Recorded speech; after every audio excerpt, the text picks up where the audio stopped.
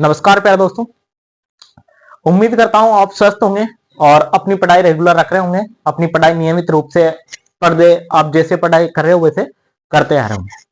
अपना टॉपिक चल रहा था कांस्ययुगीन सभ्यता और कांस्ययुगीन सभ्यता में अपन कालीबंगा सभ्यता को कंप्लीट करा चुके थे। कालीबंगा सभ्यता को थोड़ा सा रिवीजन में कराऊंगा आपको और उसके बाद अपन पढ़ेंगे आज रंगमेल सभ्यता। कालीबंगा सभ्यता का फर्स्ट चीज लेंगे अपन कि कालीबंगा का अर्थ क्या होता है दोस्तों। तो कालीबंगा का अर्थ मैंने आपको बताया था काली चूड़िया। क्या होता है दोस्तों? काली चूड़िया। ठीक है दोस्तों, कालीबंगा सभ्यता है कहां सर दोस्तों? तो उसको बताया था मैंने हनुमानगढ़ में। कहा है दोस्तों? हनुमानगढ़ में कालीबंगा सभ्यता है दोस्तों। कौन सी नदी के किनारे है दोस्तों? तो वो है दोस्तों घग्गर नदी के किनारे। कौन सी नदी के किनारे दोस्तों? घग्गर नदी के किनारे है दोस्तों। इसको द्वैस्वती नदी भी कह देते हैं कभी, और आगे जाके इसको अकरा भी कहा जाता है गंगा नदी को। ठीक है दोस्तों, बाद में इसकी बात करते हैं। इंपॉर्टेंट फैक्ट बताऊंगा दोस्तों, ये बात ध्यान रखना। बाद में अपन बात करते हैं कि इसकी खोजकर्ता कौन है। तो इसके खोजकर्ता है दोस्तों अलमानंद घोष। अलमानंद घोष जी है, 1951 से 52 में इन्होंने खोज करी थी। ठीक, नेक्स्ट इसकी विशेषता पर आती है दोस्तों। तो इसकी विशेषता थी कि एक नगरीय सभ्यता थी दोस्तों, और मैंने बताया था कि नगरीय सभ्यता में मात्रात्मक सभ्यता थी। ये मात्रात्मक सभ्यता थी दोस्तों। यहां से आपको भूकंप के साक्ष्य मिले हैं दोस्तों। किसके साक्ष्य मिले हैं दोस्तों? भूकंप के साक्ष्य अपन को कालीबंगा सभ्यता से मिले हैं। और नेक्स्ट चीज अपन को यहां से मिली थी दोस्तों एक स्वास्तिक चिन्ह। ठीक है, स्वास्तिक चिन्ह भी अपन को कालीबंगा सभ्यता से मिला था। ठीक है दोस्तों, इंपॉर्टेंट चीज का भी हमने बात कर ली है, और आज की अपन इसी श्रृंखला को आगे बढ़ाते हुए कांस्ययुगीन सभ्यता को आज लेंगे अपन रंगमहल सभ्यता। कौन सी सभ्यता है दोस्तों? रंगमहल सभ्यता है। ज्यादा कुछ आता नहीं है दोस्तों, लेकिन कभी कभी आपसे पूछ लें तो क्या करें, अपन आना चाहिए, इसलिए मैंने आज इसको लेके आपके बीच आ गया हूं। तो कालीबंगा रंगमहल सभ्यता कहाँ है दोस्तों? कालीबंगा सभ्यता कहाँ थी? हनुमानगढ़ में। तो ये भी कहाँ है दोस्तों? हनुमानगढ़ में। कौन सी नदी के किनारे है दोस्तों? तो वो है दोस्तों घग्गर नदी के किनारे। कौन सी नदी के किनारे है दोस्तों? घग्गर नदी के किनारे। खोज किसने की थी दोस्तों? तो खोज की थी दोस्तों डॉक्टर हरनारायण ने। ठीक है, हरनारायण ने किसी, और उत्खनन भी किए दोस्तों, तो इन्होंने किया था, और वो स्वीडन में किया था। अवशेष है क्या दोस्तों? क्या है इसके अवशेष? दोस्तों गांधार शैली की मूर्तियां यहाँ पर मिली है, और गुरु और शिष्य के साक्ष्य भी यहाँ से प्राप्त हुए हैं दोस्तों। ठीक है, इतने सीख है, कुछ याद नहीं करना। आप याद कर लेना कि कालीबंगा रंगमहल सभ्यता है कहाँ? हनुमानगढ़ में। नदी कौन सी है दोस्तों? घग्गर नदी। और खोज किसने की थी? हरनारायण ने। ठीक है दोस्तों, इसके बाद नहीं आता, वैसे आती नहीं है, पर फिर भी आप याद कर लेना। नेक्स्ट सभ्यता है आपकी वेरोर सभ्यता। कौन सी सभ्यता है दोस्तों? वेरोर सभ्यता है। वेरोर सभ्यता को अपन कहेंगे गंगानगर में है दोस्तों, और नदी वही घग्गर नदी है। ठीक है दोस्तों, नदी एक ही रहती है वहां पे गंगानगर हनुमानगढ़ में, तो दोनों में कौन सी नदी है? घग्गर नदी है दोस्तों। क्या देखें अपन कि लावार्ज मन के मिले यहां से, तो कभी आए नहीं, फिर भी आपको मिल जाए तो आप कर देना, लावार्ज के मन के मिले यहां से। एक है दोस्तों सोती सभ्यता। कौन सी सभ्यता है दोस्तों? सोती सभ्यता है। इसको थोड़ा सा इंपोर्टेंट लगा लेना दोस्तों, फिर भी, क्योंकि इसमें एक ही चीज पूछा जाता है, क्या कि प्रथम कालीबंगा के नाम से जाना जाता है। तो प्रथम कालीबंगा के नाम से जाना जाता है दोस्तों सोती सभ्यता को। सोती सभ्यता को।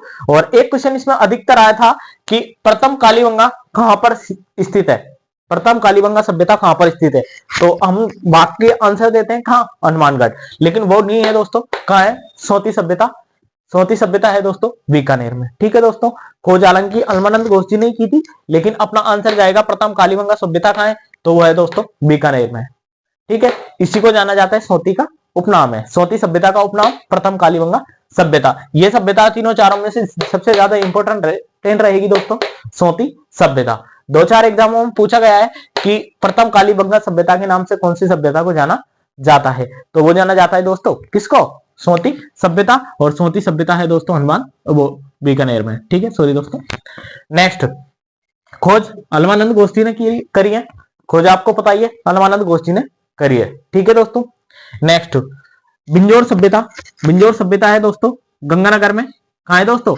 गंगानगर में बिंजोर सभ्यता है दोस्तों, गंगानगर में। और एक और सभ्यता है दोस्तों आपकी कर्णपुरा सभ्यता। तो कर्णपुरा सभ्यता है दोस्तों हनुमानगढ़ में। कहा है दोस्तों कर्णपुरा सभ्यता? हनुमानगढ़ में। तो इस तरीका से अपनी जो इंपोर्टेंट थी दोस्तों वो कांस्ययुगीन सभ्यता कंप्लीट हो चुकी है। इसके बाहर नहीं जाता, कभी नहीं गया दोस्तों। RS लेवल का पढ़ोगे आप तब भी नहीं गया अभी तक। तो मैंने कंप्लीट करा दी है। ये बिंजोर कर्णपुरा कभी पूछी नहीं गई, फिर भी मैंने लिखा दी है। आप नोट्स बना रहे होंगे तो उसके हिसाब से हो गया है। इसके बाद में पढ़ेंगे दोस्तों अपन ताम्रयुगीन सभ्यता। ठीक है दोस्तों, ताम्रयुगीन सभ्यता, उसकी वीडियो आपको शाम को डाल दी जाएगी। अभी ये वीडियो पढ़ो आप, ठीक है, शाम को आपको मिल जाएगी। ओके, जब तक के लिए थैंक यू दोस्तों, नमस्कार।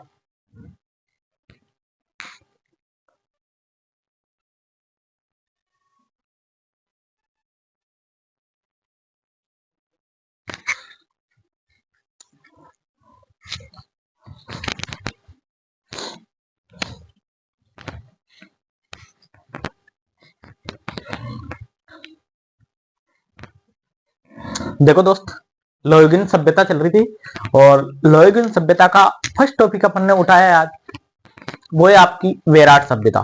कौन सी है दोस्तों? विराट सभ्यता। विराट सभ्यता से भी क्वेश्चन बहुत बार पूछा जाता है दोस्तों। मैंने बताई थी 4 सभ्यता रट लो, चारों में से मिल जाता है। और एक सभ्यता चारों में से मैंने आपको ये बताई होगी कि विराट सभ्यता आप रट लेना। ठीक है दोस्तों, ठीक है। विराट सभ्यता दोस्तों कठपुतली बेरोड़ में आता है, कोटपुतली बेरोड़ में आता है। वैसे पहले जयपुर में आता था दोस्तों, ये कहां पे आती थी? जयपुर में पहले।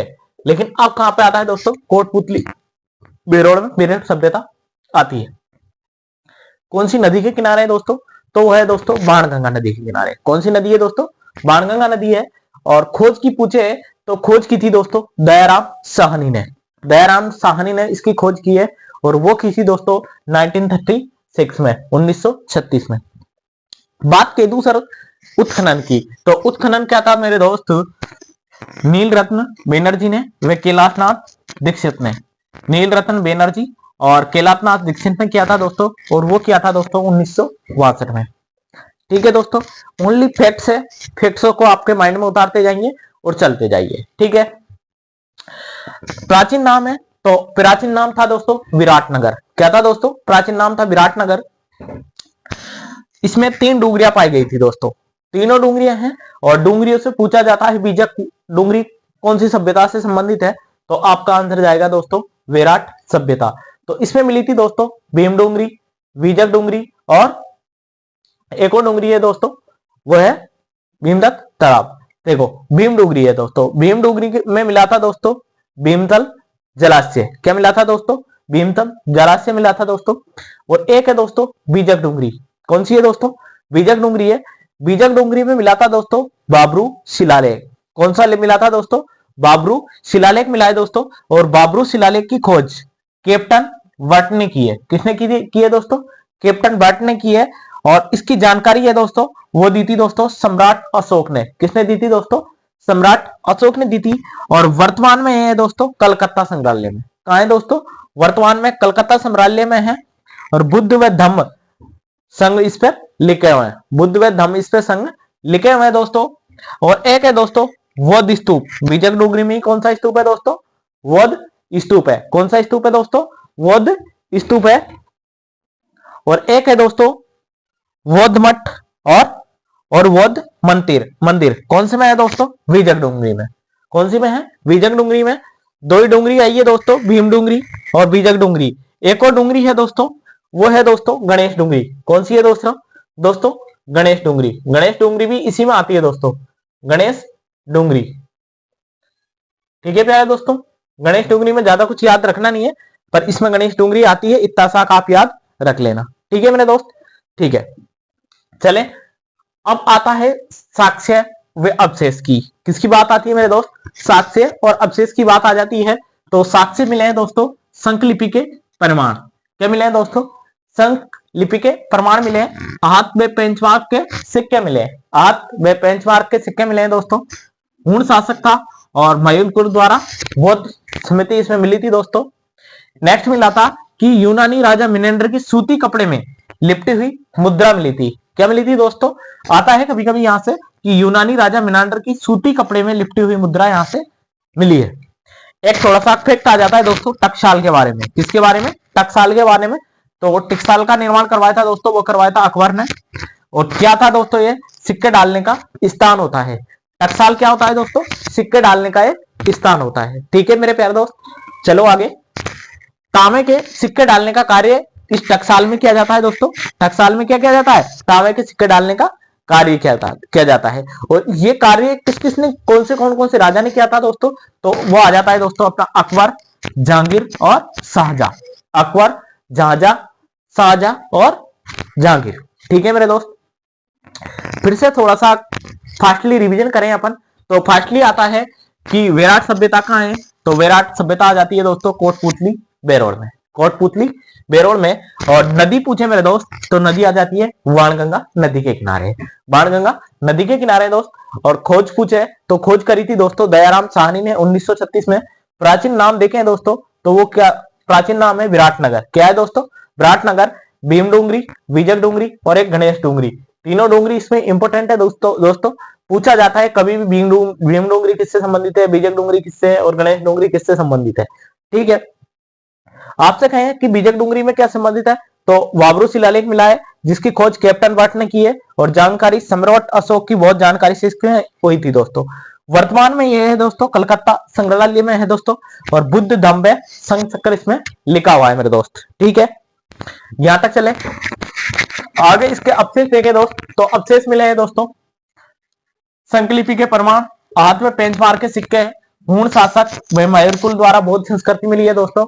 यूनानी राजा मेनांडर के सूती कपड़े में लिपटी हुई मुद्रा मिली है दोस्तों। एक था दोस्तों टकसाल। टकसाल थी दोस्तों सिक्के डालने का स्थान। टकसाल था दोस्तों सिक्का डालने का स्थान था। और इसका निर्माण किया था दोस्तों अकबर ने। और तांबे के सिक्के डालने का कार्य किया था दोस्तों अकबर ने, शाहजहां ने और जहांगीर ने। ठीक है मेरे दोस्त, ये हो जाता है विराट सभ्यता। विराट सभ्यता के बाद में छोटी छोटी सभ्यता बचती है जिसकी खाएं और कौन सी नदी के किनारे, उनकी बातें अपन करेंगे और वो लेंगे अपनी नेक्स्ट वीडियो में। 4-5 पार्ट होंगे इसके, जिसमें छोटा छोटा करके 10-5 मिनट की वीडियो करके आपका हो जाएगा कंप्लीटली। नोट्स आप बनाते चलिए कंप्लीट, चाहे विश्वास ना हो तो 1-2 वीडियो कंप्लीट देख लें, उसके बाद मैं आपको करवा दूंगा। जब तक के लिए okay, thank you, love you दोस्तों। प्यार आपका सपोर्ट इसी तरह से आपके छोटे भाई पर बना रखे और इस चैनल की ग्रोथ इसी प्रकार से बढ़ाए रखे। कुछ ना दोस्त, मस्त होकर पढ़ाई करते रहे। ठीक है दोस्त।